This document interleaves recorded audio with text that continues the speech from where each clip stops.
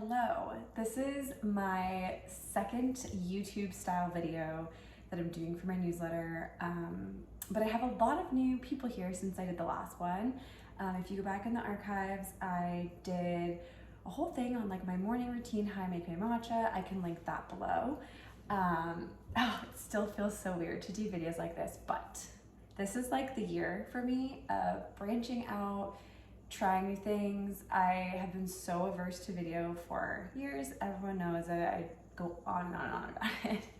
But ever since I started doing it, good things have happened and I felt really creatively inspired and I feel good that I'm getting out of the box. So I'm forcing myself to do this, but I also thought it would be a really fun / like conducive way to talk about this week's theme, which is the pots and pans that I use for cooking. Just gonna finish my morning matcha before I go on so I have full brain power.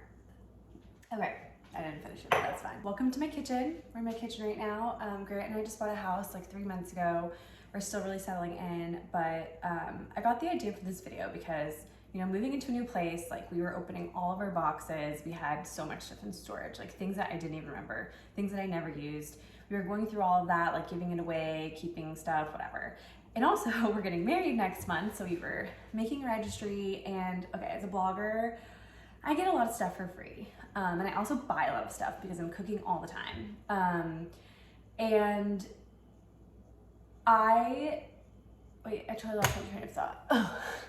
Okay, I remember now. I was gonna say that I have a lot of kitchen items already. So when I was making this registry, I was like, I don't wanna put things on here just to put them on here. Like I really want them to be things that I need. I want them to be things I'm gonna keep for as long as possible. Like I don't wanna have to keep replacing items. Like I'm gonna invest in really good stuff.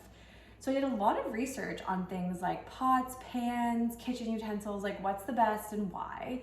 And it was awesome. I learned so much in the process. I learned how to use my pans the right way. And we've really been kind of cleaning and like circulating our products to make sure we just have like staples that are good quality, that are gonna be used for the right things. We're gonna treat them right and use them for as long as we can. So because of that, I'm gonna share what I've learned and what I'm using and what I've got, and hopefully it's helpful for you too. Okay, so first up, we have a non-stick skillet, and this is the Our Place Always pan. I'm sure you've seen it all over Instagram, and it's kind of controversial, but I'm gonna go into it and why I like it. So to start, I think that they have a marketing problem, which I know kind of doesn't make sense because you're like, I've seen that ads everywhere. Every influencer has it. They don't have a marketing problem. I think their problem is that they are marketing this as an everything pan, when it's just a really cute, aesthetically pleasing, social media friendly, non-stick skillet.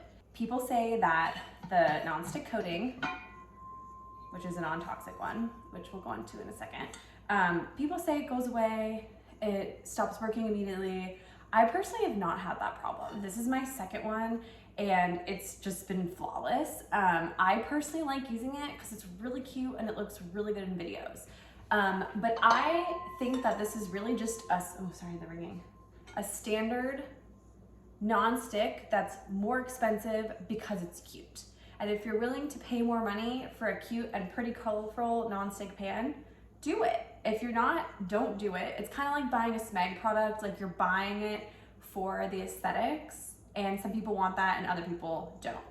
I will say the one thing about non-stick is that you don't want to go beyond medium heat, and I think that's why a lot of people have issues with the non-stick not working, and I also think that's why it shouldn't be considered an everything and always pan, because sometimes you need to use higher than medium heat. They should just say it's a cute non-stick pan. I use my non-stick for like mostly eggs. I mean, I use it for a lot of things, I'll be honest. I probably shouldn't, but I use it for like sauteing veggies, making eggs, pancakes. So you really want to use it mostly for like delicate things like eggs and pancakes and crepes, fish, like things that you don't want to stick to the pan or that you don't need to use high heat on. So like really good for eggs, but I use a lot of eggs. So that is the non-stick that I use.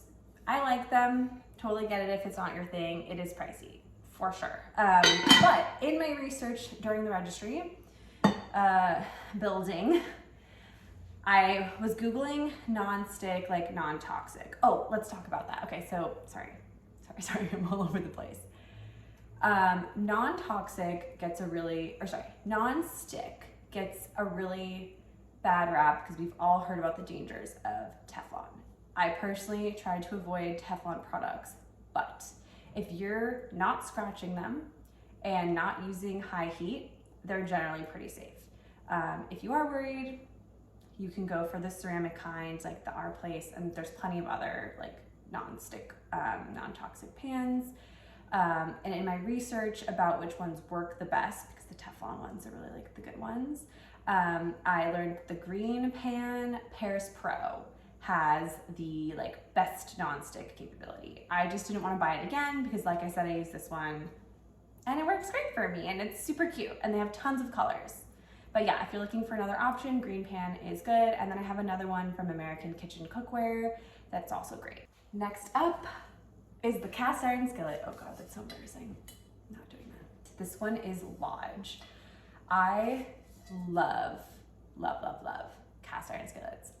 They're really affordable.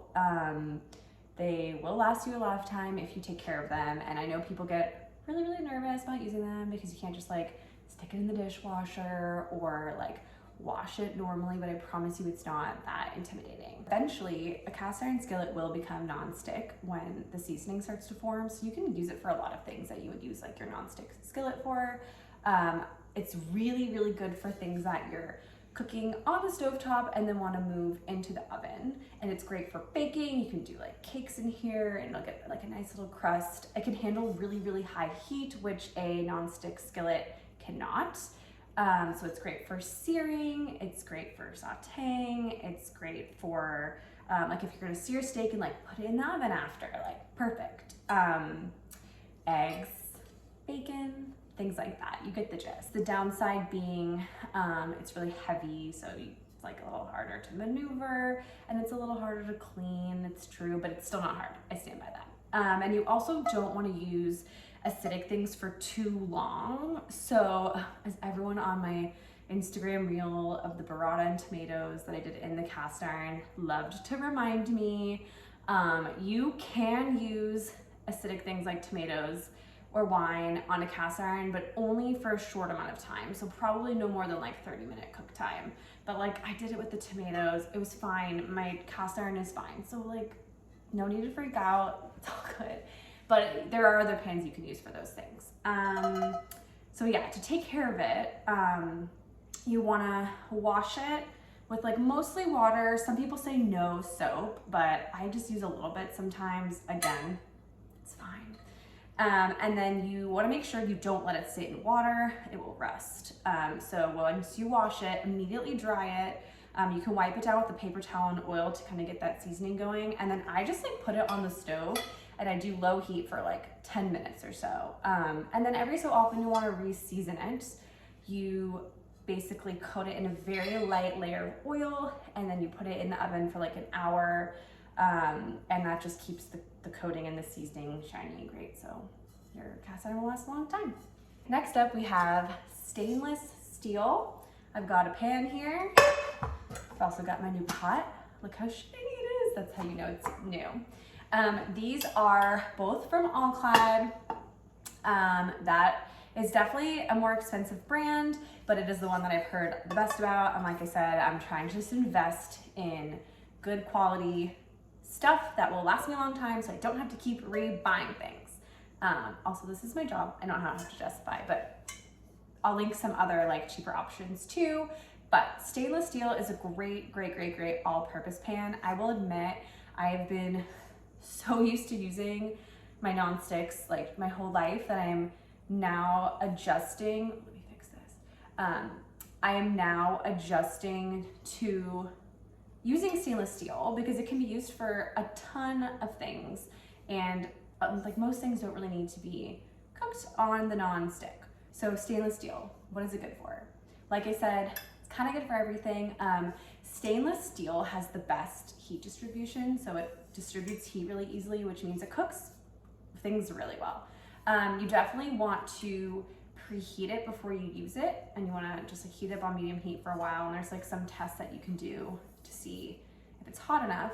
It's really good for searing for that reason, but you can cook veggies in here, you can cook meats in here, kind of like your all-purpose go-to pan. It's also easier to clean. You just use a little bit of soap and water. Oh, and if it gets crazy, which can get really crazy looking. Oh yeah, oh, let me tell you. So this pot that we got, we just got this off of a registry at my bridal shower. Thanks, Aunt Diane.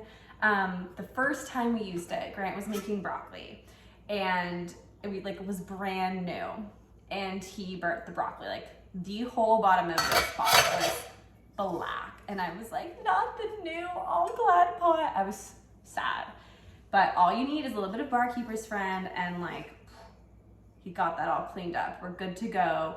And finally, oh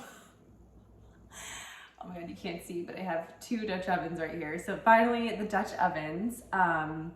I just got these Dutch ovens, and I am obsessed already. And it's like one of those things where you're like, how did I go this long without having this product?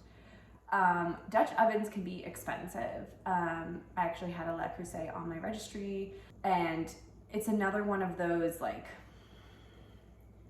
you buy it and it lasts a lifetime thing. But I also have the Maiden ones, which are significantly cheaper than Le Creuset, and my experience so far with them has been great, and they're super cute. So again, don't have to go like the full mile on the cost here, like it's not necessary. So, okay, I'm gonna show you 2 of them because I have 2.